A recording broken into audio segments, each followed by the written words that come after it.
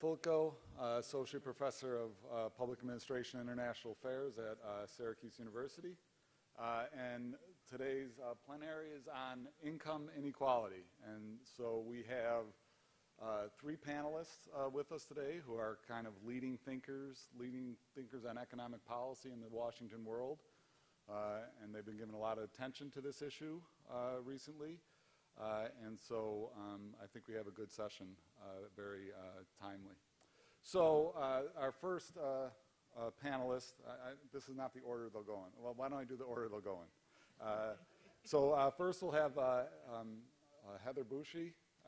She's Executive Director and Chief Economist at the Washington Center for Equitable Growth, and she's a Senior Fellow at the Center for American Progress. She's previously served as an economist for the Joint Economic Committee of the U.S. Congress, for the Center for Economic and Policy Research, and the Economic Policy Institute. Then I think Doug is going to go. So Doug Holtz-Eakins, an economist. He was Director of Congressional Budget Office from 2003 to 2005. He also served as the Chief Economic Policy Advisor on John McCain's 2008 presidential campaign. Perhaps more importantly than all of those impressive things, he was Professor of Economics at Syracuse University Maxwell School. And he's currently President of the American Action Forum. And a third panelist is Len Berman. He is Director of the Urban Institute Brookings Tax Policy Center, founder as well, I believe. And he's also the Paul Volcker Professor of Public Policy, Administration, and International Affairs at the Maxwell School, Syracuse University. He has served as Deputy Assistant Secretary for Tax Analysis at the U.S. Department of Treasury during the Clinton administration, 98 to 2000. And he recently has a great book on tax policy with Joel Slemrod. I got the title here, Taxes in America. And I recommend that highly. You've also been president of the National Tax Association. So a very great group, and I'm going to let the format today will be each of the panelists will make short opening remarks, 5 or 10 minutes, and then there'll be I will pose some questions for moderated discussion, and then we'll leave some time at the end for open discussions from the audience.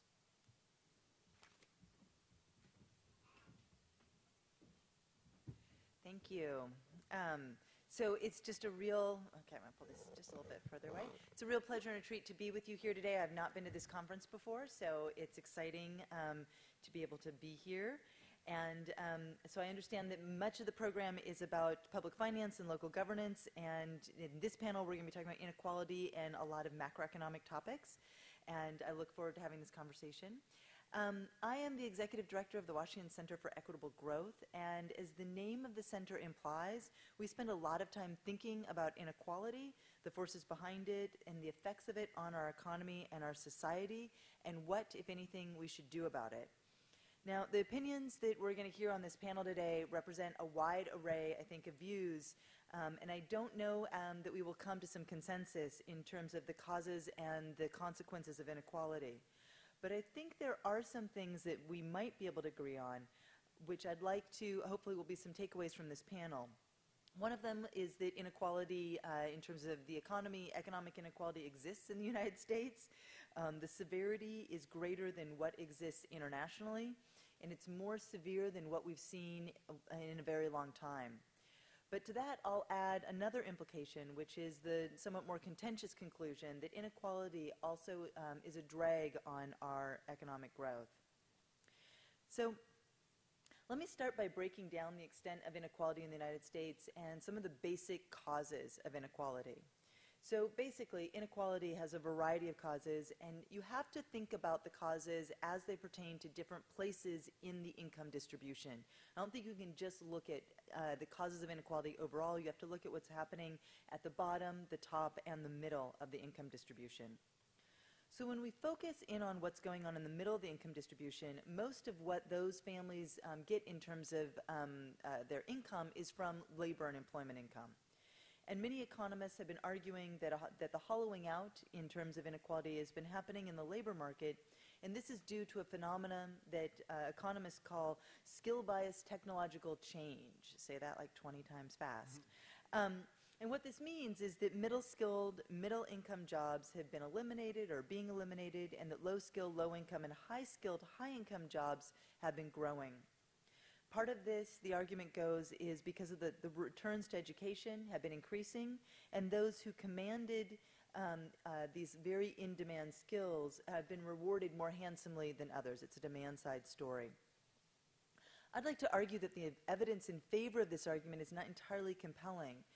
And I think that some of the reasons that we've seen inequality growing, especially how it's played out in the middle, are because the market has actually not been allocating people's marginal product in the proper way. Research by my colleague John Schmidt and economists Larry Michel and Heidi Schulholz shows that skill-biased technological change does not properly account for recent labor market dynamics since the mid-1980s. That is, the theory can't actually account for what's happened in terms of the reality. And if this is true, then what is driving inequality? And how should we think about it, especially at the middle? Well, there are a variety of explanations, a lot of which have to do with the institutions that surround our labor market.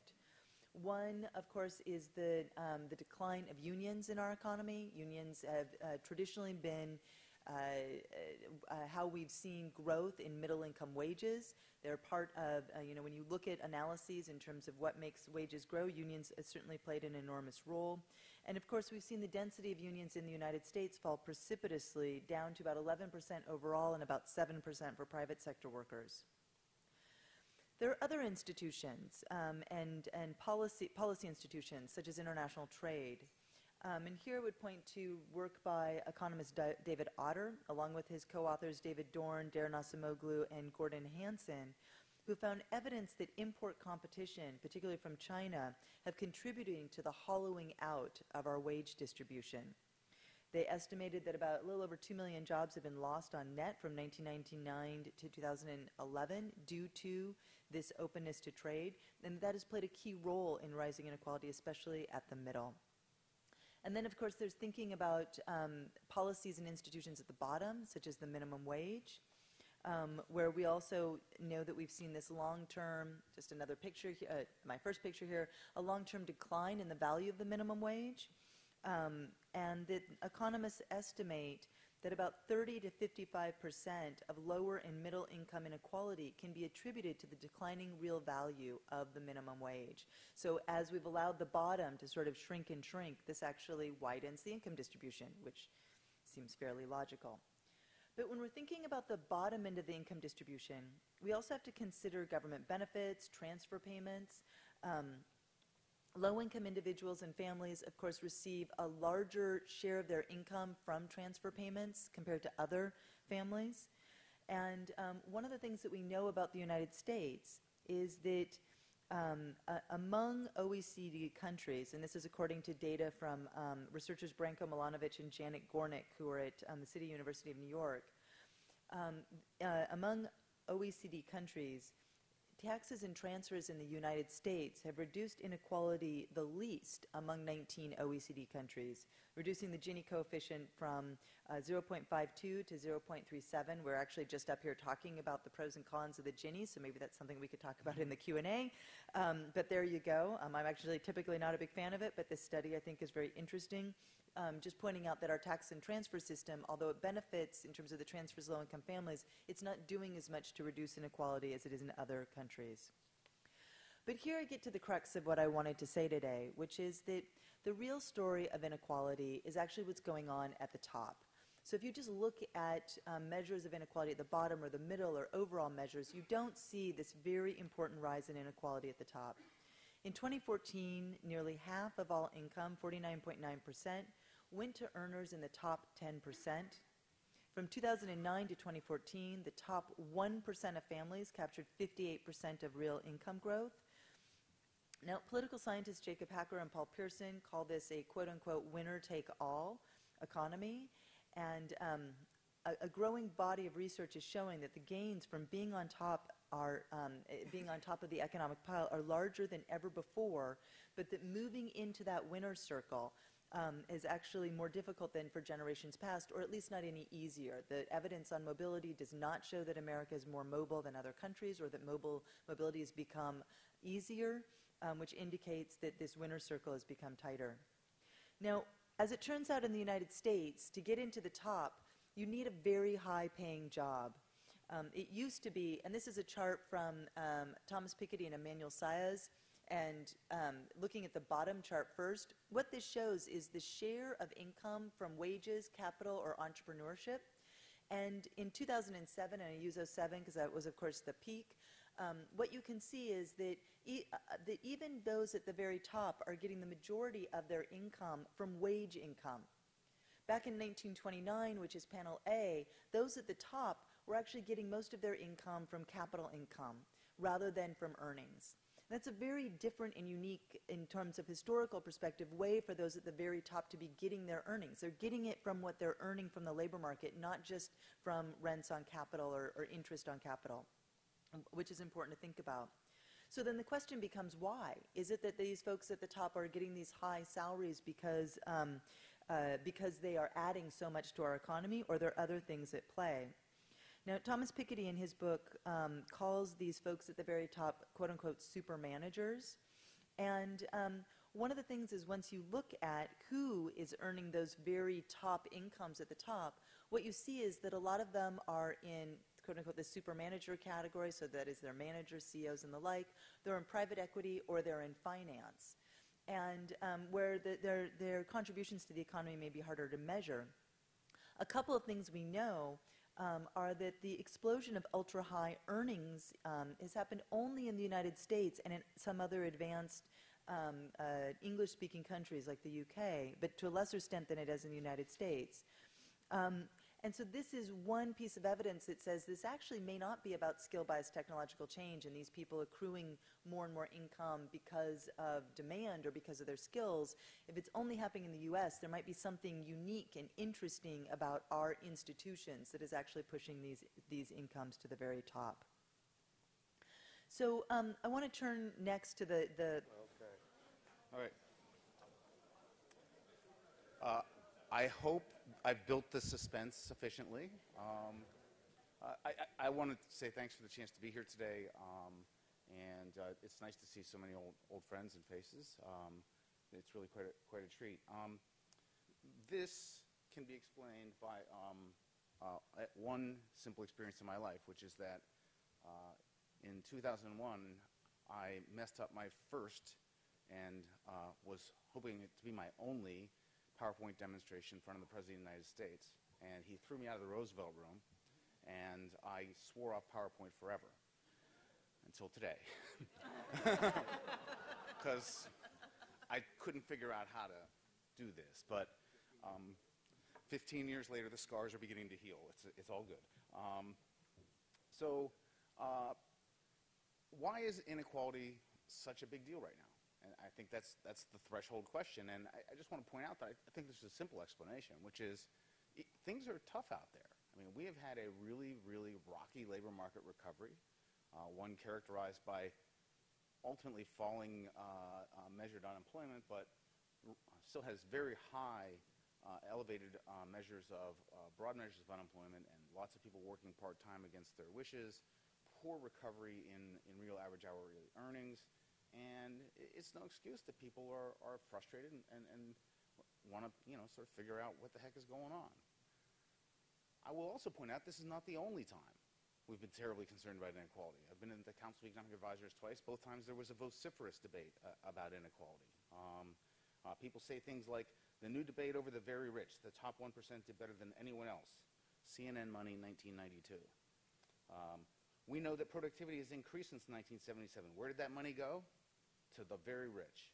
Paul Krugman, New York Times, 1992. Paul again.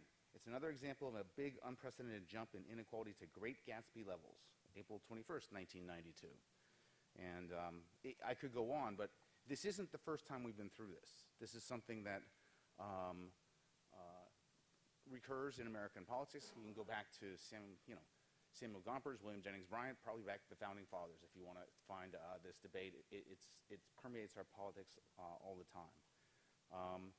My take on the issue is that the economics under this really are fundamentally global in nature with some exceptions, and I'm going to end up agreeing some with some things Heather said, and decades long in their building, and that it's going to take some real hard thinking to imagine changing this substantially, especially quickly.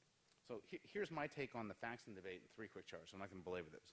This is the conventional chart. This is the census money income, and what you see is sort of the bottom quintiles sort of hanging along, maybe a little bit in the second highest quintile, but top quintile going up. And that's the fact in the distribution you hear all the time. It's useful, of course, to get a better measure of income, one that doesn't exclude transfers, one that looks at tax payments, and as a result gives you an after-tax and transfer income. This is reproduced from Bruce Meyer and Jim Sullivan's work. These are ratios of the 90th percentile to the 10th percentile. So this is measuring those tails.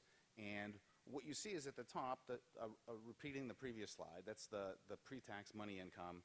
And then as you go down, you move closer and closer to after-tax money income, taxes and transfers. And what you see is it flattens things out. The more you move away from these incomplete income measures to broader measures of income, exclusive of taxes, inclusive of transfers, the less you get a dramatic change in what the inequality looks like. And then if you move past income to what we presumably care about, again, this is from Bruce Meyer, Jim Sullivan, if you look at consumption measures at the 90th and the 10th percentile, you get a very different picture, right? You do not get the explosion at the top and the decline at the bottom. You get something that looks flat and maybe even a little bit of a decline, but it's essentially flat. And so my take on the various statistical tortures that we have imposed on the data are that if you measure more broadly the income, you get less drama in the changes. If you move from income to consumption, you get even less drama in the data, and you get something that looks closer to that. The second key fact here is in what it was, I think, a truly extraordinary piece of work. A whole bunch of folks up at Harvard looked at mobility over the past 50 years. This is Chetty, Hendren, Klein, Saez, and Turner, and they concluded, quote, that rank-based measures of social mobility have remained stable over the second half of the 20th century of the United States. So your chances of going from the bottom quintile to the middle quintile, from the middle quintile to the top to the middle, mobility goes both ways, those things haven't really changed very much. And so your chances of having the opportunity appear to be unchanged as well. And that leads me to sort of a couple of conclusions. So sort of number one, on mobility, that doesn't mean mobility is good enough. Right? The fact that it's unchanged doesn't mean that it was at a good level to begin with, so we might still want to improve the opportunity of people to get ahead and provide more ability to get ahead socially and economically.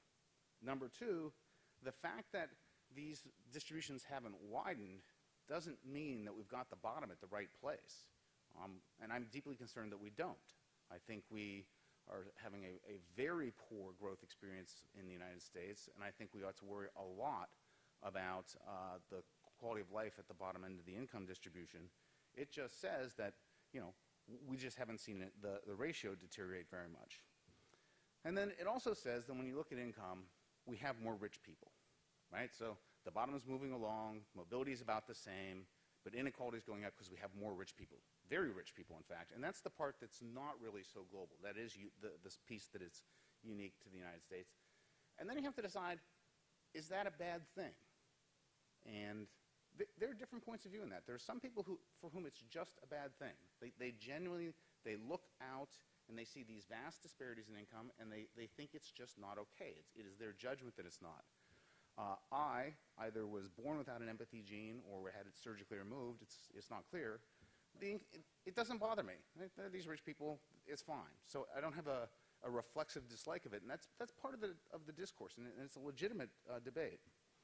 The second thing is that I think focusing on these rich people might lead to an unnecessarily top-down federal focus to policymaking, when in fact, if you go back to the Harvard study on mobility, they also find enormous amounts of heterogeneity across the United States. There are places in the United States that have good social mobility, and there are places that have terrible. And a lot of that, I think, gets lost if you're just saying, oh, we got to go find the top 1% and address them. I think it might lead us to the wrong thing. And then my third concern about this is this large discussion might, in fact, move us away from what I believe to be the greater and to my eye, more morally unacceptable inequality, which is that which is between generations. We are about to leave behind a nation which is not obviously better than the one we inherited. It'll be the greatest injustice in the history of this country, and I would rather see us focus on fixing that injustice than focusing on the top 1%. But people disagree on that to some extent. Now, when you look at the sort of pieces that do appear to be global in nature, they really take two forms. I mean, the first is this widening wage distribution in all sorts of countries with all sorts of social institutions, all sorts of market institutions. And so there's something going on out there that's quite global in nature. In the U.S., it started in the 80s. In the 80s and going into the middle of the 90s, we saw the bottom of the wage distribution fall and the top rise. Mid-90s, the bottom stopped falling. And then since then, the top has continued to rise. It shows up in all the charts. You just can't miss that. And it now has the top 1% earning a lot of labor income. That appears to be pretty firmly rooted in returns to education, returns to skill, globalization of markets to get greater returns, and making sure that we pay attention to that for people, that knowing that the difference between success and lack of success in the labor market is going to be skills and education seems to me a 100% correct focus for things. The other thing that shows up is the difference between being poor and non-poor in the United States is work. You know, if you're not working, your chances of being poor are, you know, 5, 6 times what they are if you are working. And looking at the declining employment to population ratio and doing a better job of understanding the diminishment of work in the United States strikes me as the best way to begin worrying about the bottom end of the distribution, to make sure that we have those individuals pursuing careers, and then once they're pursuing them, give them the skills to succeed. So I'm less, sort of bottom line, less deeply concerned about the income inequality debate than some, but I think I'm more concerned about the aggregate pattern between this and the next generation and what we should be doing at the bottom end, where we seem to be relatively complacent and not doing very much at all. Thank you.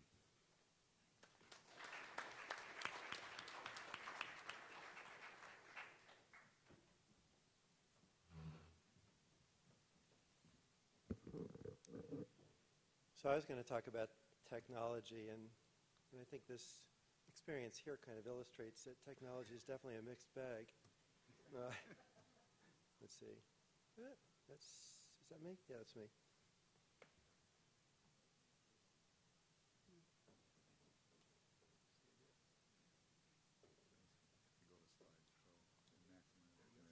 There you go.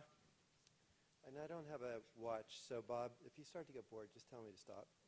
So actually, if you've ever seen the Ig Nobel Prizes, they have this great thing where they enforce a time limit by having a little girl stand up and saying, "Please stop, I'm bored." And it actually works really well. So this isn't a super polished presentation. The thing that came, I'm the director of Tax Policy Center, and there's this real estate developer and reality television star who apparently is running for president and has people really, really excited. And even more surprising, he has a tax reform plan, which has consumed all of my time when I would have been working on this. But I hear it's fantastic. So I'm going to give, for those of you who want to get this over with quickly, I'm going to give the real short summary of what I'm going to say, and then pictures, because I really like pictures. And actually, one of the best things about my book is it has cartoons in it. So inequality has been rising dramatically. We've agreed on that. Maybe there are issues of measurement, but something has been happening. And the real issue, or one issue, is like what's driving rising inequality. And it could be that rising inequality is because people are working harder, or they're saving and investing more, they're investing in human capital. Those are all virtues, and those are things we would want to encourage. And the fact that people earn higher returns if they work harder, save more, go to school, and certainly for all the academics in the audience, we strongly endorse that. Those are things that we don't want to stamp out. But the other thing that's driving a lot of economic inequality, and maybe the majority of it, is luck and rent seeking. And talk a little bit about the components of luck. But those are things that I think have become more important over time, and are likely to become even more important going forward. And maybe we need to think about ways to share the benefits from luck and rent seeking, depending on what's driving it. Might be something we want to stamp out altogether. If you think that, so I just said that. So you want to encourage one and discourage and maybe redistribute the gains from two. The challenge, of course, is it's impossible to separate. A lot of enormously successful people work really, really hard. And I think that motivates some of their objection to highly progressive taxation. They know that they worked harder than anybody else. But the other thing is they're really, really brilliant. And they've been lucky. Mixes have a really big effect. And if I wrote a book on how to lie with statistics, I would show this chart. Here it is with the scale going from 0 to 100 instead of from 44 to 48. And you can see the taxes make a difference, but they don't make a huge difference. So one question is whether taxes should do more. And I'm going to skip that one. But the federal tax system is progressive, but it's not wildly progressive. This is a chart from Citizens for Tax Justice, not Tax Policy Center. And the reason I use that is because they also have an estimate of the role of state taxes. And what you see is when you include state taxes on top of federal taxes, that overall the tax system is not very progressive. And the reason is that state and local taxes tend to be fairly regressive. So basically you have to figure out how to solve the distribution problem without squashing hard work, saving, and risk-taking. And there's a lot that we could do. We could do tax reform that would make the tax system more progressive in a way that doesn't reduce incentives to work and save.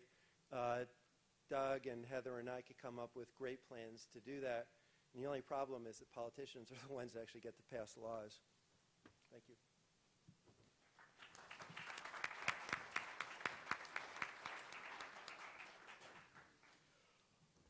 Thank you.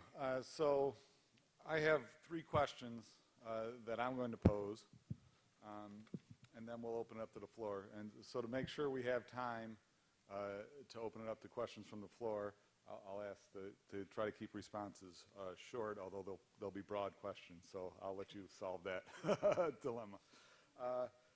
So the first question I'd like to ask, all the speakers spoke to a bit. I think Doug spoke to it most directly. And so what I'd like to do is ask Heather and Len to respond directly, and then see if Doug would like to respond. So in a speech near the end of 2013, President Obama said, "Growing inequality and lack of upward mobility is the defining challenge of our time." Okay? And that was part of a broader effort to make this broad issue kind of the center of policy making in Washington. And so my question is, do you agree that it's useful and important to talk about this problem as the defining problem of our time, and why is that important? And then I'd like to give Doug a chance to respond. Yeah, it's certainly a big issue now. Inequality is, at least by some measures, higher than it's been at any time since the Great Depression. But if you really think that technology is fundamentally changing the nature of work and the rewards to work, I think it's a huge problem, because the problem economists have looking at this issue is you can say, well, we can just put 90% tax rates on the top and use it to redistribute to people in the middle and the bottom. The problem, of course, is that there are economic incentive effects with that might turn out to be counterproductive. Economists are really good at talking about efficiency, and we're less good at figuring out how to solve distribution problems. But I think it's something that we're actually going to have to come to terms with. So I think it's a great question, and I think it I mean, fundamentally, when we're talking about inequality, we're talking about how much of the gains of our economy go to various parts of our society. And so the question is, I mean, it's not just the defining issue of our time. I mean, this is one of the most profoundly important economic issues, or for an issue for any society to deal with, is who's getting the gains from what the society is producing. And if those gains are being increasingly unequally distributed, then that has implications not just for sort of micro reasons, but it certainly has big implications for economic growth, and it has implications for how the society is functioning. So I don't think you could get to anything more basic. And I mean, I think that Doug's point that this has been an ongoing issue is certainly true. It's not new. The rise in inequality has been going on for quite some time. One of the things that is new, however, which I think is why, perhaps one reason why President Obama said this in 2013, is that because of technology and access to data, we actually know so much more about this issue than we did 10 or 20 years ago, and we have so many more tools at our disposal to actually keep understanding more about it. The book event that we did for Gabriel Zuckman last week, his book is all about trying to understand where wealth is globally, and tracing out what share of global wealth is literally untraceable, that is hiding in tax havens. That issue we only know about because he's been able to have access to data that a generation ago economists couldn't even imagine getting their hands on. But being able to understand that is, has profound implications, not for any country, but also for global trade and global relations. So a couple of things. First of all, it's interesting to note that the president said that and stopped talking about inequality a month later. And the reason is it polls poorly.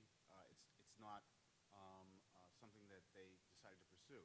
I think there's a lesson there, having spent a good part of my adult life trying to educate politicians on policy issues. You have to find a way to make good policy good politics. And that hasn't happened on this yet. And that's a reminder when you try to push forward. Second thing, I think the bigger issues are growth and poverty. Post-war growth in per capita income said that GDP per capita doubled every 32 years. So in someone's working life, you could imagine sending someone to college, buying a vacation, whatever your personal dream was, that would be it. The projections out of, for example, the CBO that trend GDP growth, potential GDP growth is 2.1%. Translates it into per capita GDP growth where the standard of living doubles every 75 years. That's what we're leaving behind. And I view that as unacceptable and ought to be the prime focus. And poverty is not just a matter of my personal taste. I think it's an issue of practicality. No one in this room can generate a consensus on the right amount of inequality. So we will never know the target toward which we're trying to aim policy. You don't have a policy if you don't have a goal. You've got a wish. I know the right amount of poverty, 0. A very precise goal that one could stake out and pursue. And so I think those are bigger issues. It would be a huge triumph if we achieved I don't disagree. Okay. So I think my take is probably not as much consensus about how much we should be worrying about inequality, but there does seem to be broad bipartisan support, at least in rhetoric, for doing things to enhance mobility. But we haven't seen a lot of action, despite kind of a rhetorical kind of consensus that this is an important thing to try to pursue. So the question's twofold, I guess, and you guys can take it in any order you want. One, why do you think politicians haven't been able to find a way forward on this issue? And second, do you think there are politically feasible things that can be done in the short run? So this is a good question. I think it actually touches on some of the points that Doug just made. So if we all agree in opportunity and mobility, we all think education is good, why don't we do this? Well, it seems to me that so often when I'm debating someone and we can agree on that, it comes down to how we're paying for it. And if if policymakers fundamentally believe that there is always in all cases a trade-off between equity and efficiency, that is, if we do something about inequality or if we tax people more, that necessarily is essentially in some way, shape, or form a job killer, then you've already lost that debate, right? Because the conversation isn't about whether or not we should give kids access to opportunity and education. I mean, that's a feel-good kind of conversation. Where the rubber hits the road is how we're actually going to pay for it and how we're going to make sure that every child has access to that. So fundamentally and profoundly, it seems to me that this is a conversation about taxation, and it's a conversation about, to go back to the first question, how we are sharing the gains of economic growth. If everyone was earning enough to send their kid to a great school, we wouldn't be having the conversation about why some kids, many kids, don't actually have the access to the kinds of opportunities that we would want them to have. So it seems to me that that is, like when you sort of start from there, you can see that it isn't just, I don't think we can separate the way that inequality and its impact, especially at the high end, and I do think it's interesting because inequality is this abstract concept, right? And all of us have talked about it slightly differently, but we've all pointed out that you have to look at what it is you're talking about. And Doug's point that eliminating poverty, that's fantastic, right? That's addressing inequality at one end, but thinking about what it means that you have all of these resources clumped up just going to an increasingly small number of people and families is what is not enabling us to have that opportunity for everyone.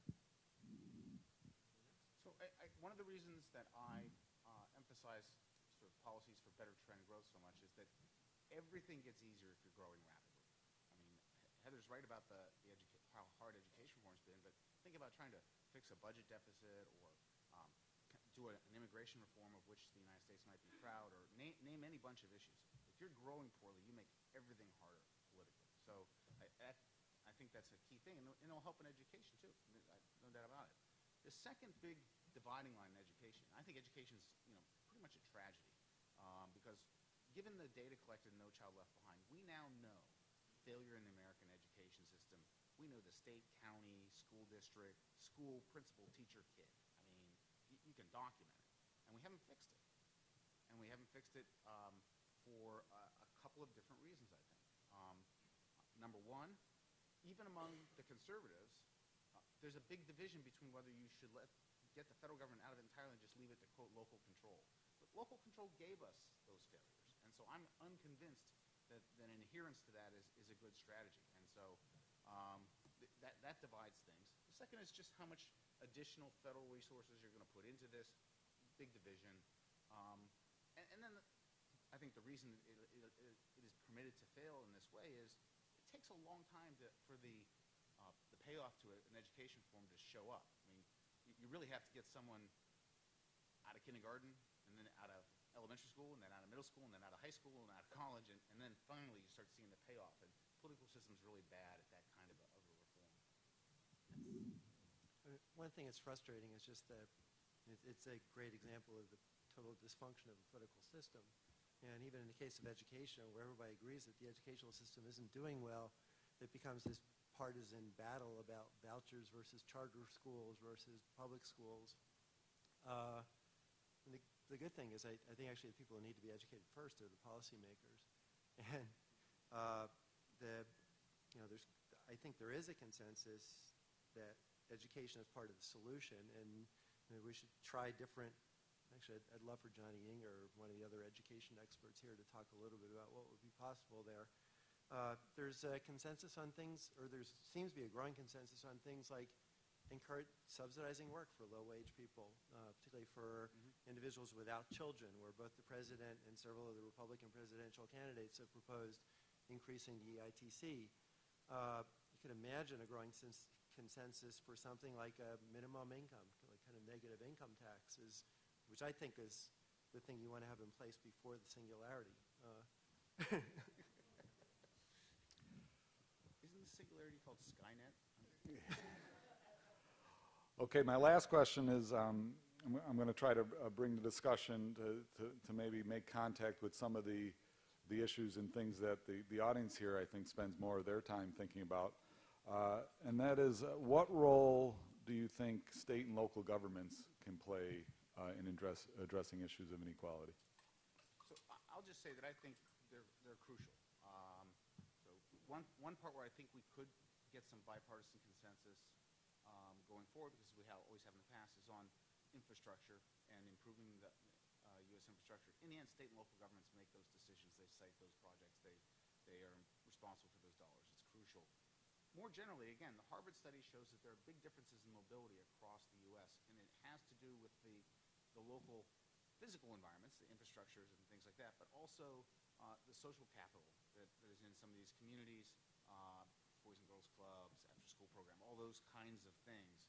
And that's always going to be done locally, always going to be done by the residents and their governments. And so I think it's a crucial role.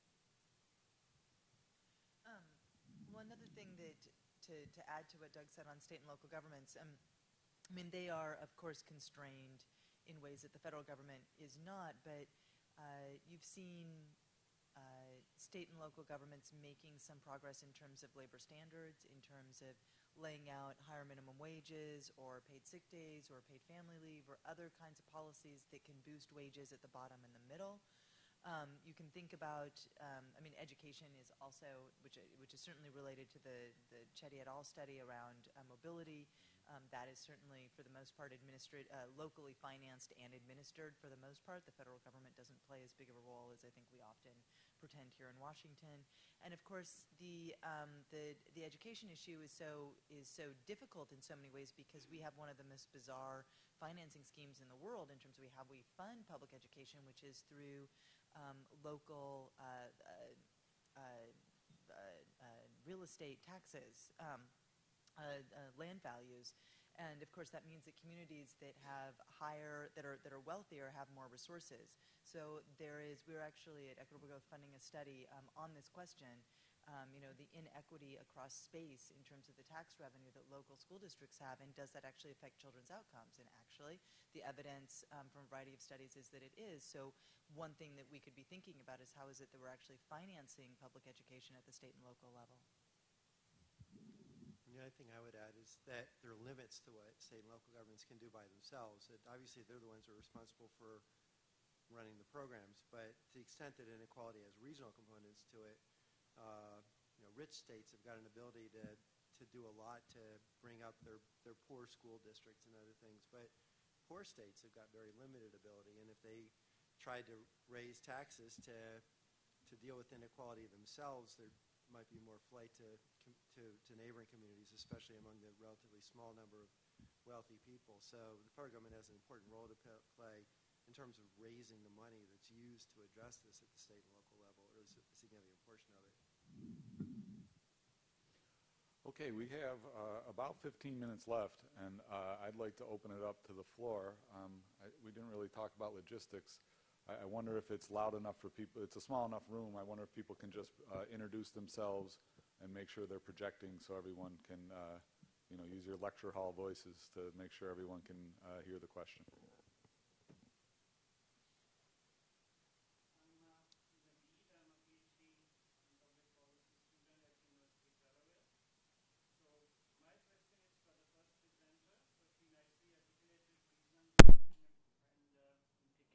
Of inequality.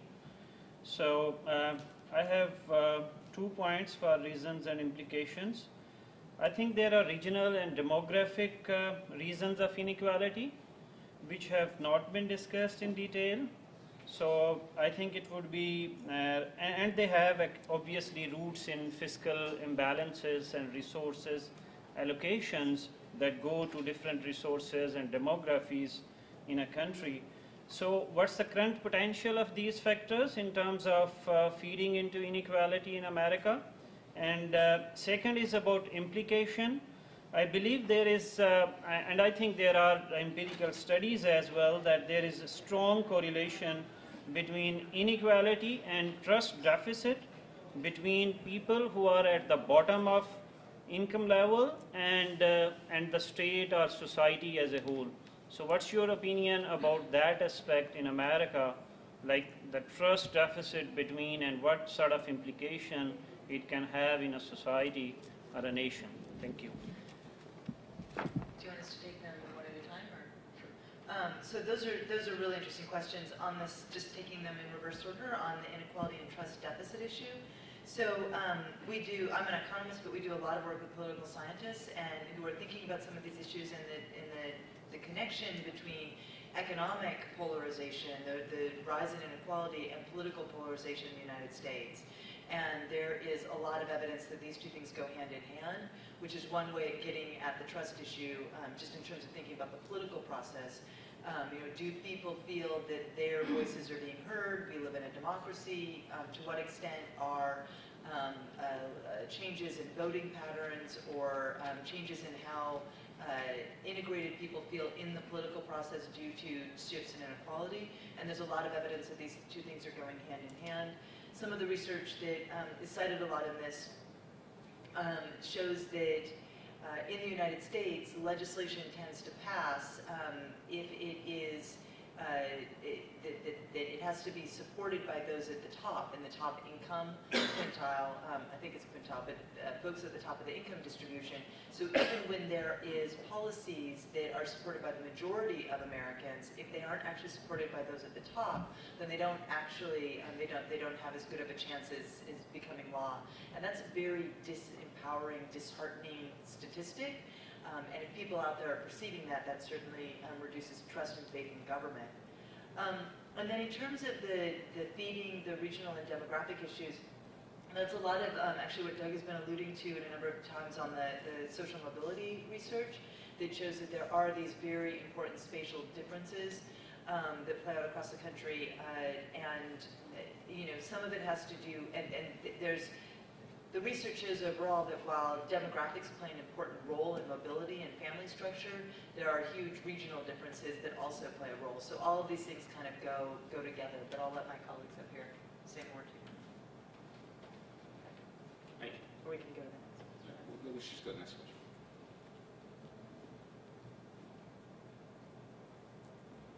So what do you guys think about the implication of the investment in higher education? State has decreased the funding appropriation for higher education since Great Recession. Part of it may be because they have to spend money on Medicaid or even Obamacare or whatever. And so that kind of increased the demand for foreign students, and they maybe already respond by the increasing demand for foreign students. So public institutions seem to find a way to adjust that appropriation problem, so state appropriation never go back.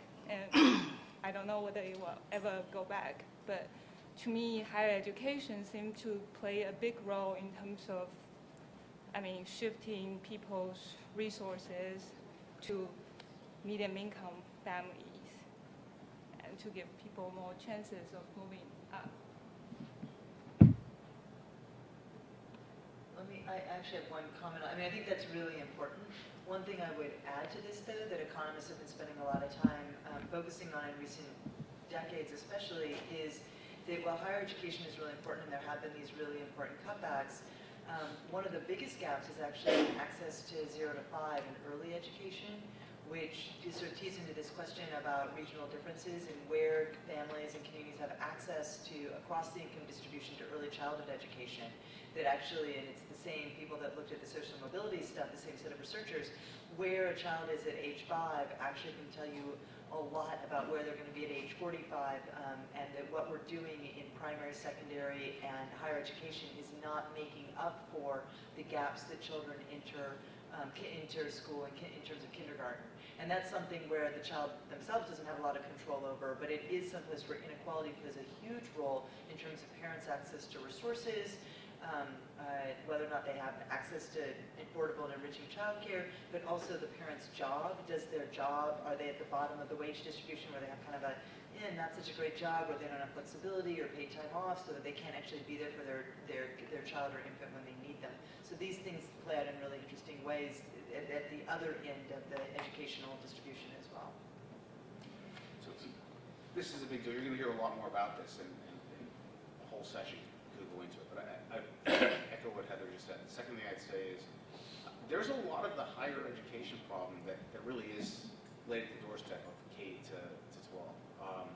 If you want to find someone who has a high probability of not finishing or not finishing in anything like reasonable time, it's going to takes 6, 7 years. Find somebody who needs remedial help when they show up at college. And it just spikes from there. That means they're very expensive. And one of the things we have to do is use our resources wisely, both their own and aid resources. The other thing that troubles me is we don't target federal higher education aid very well.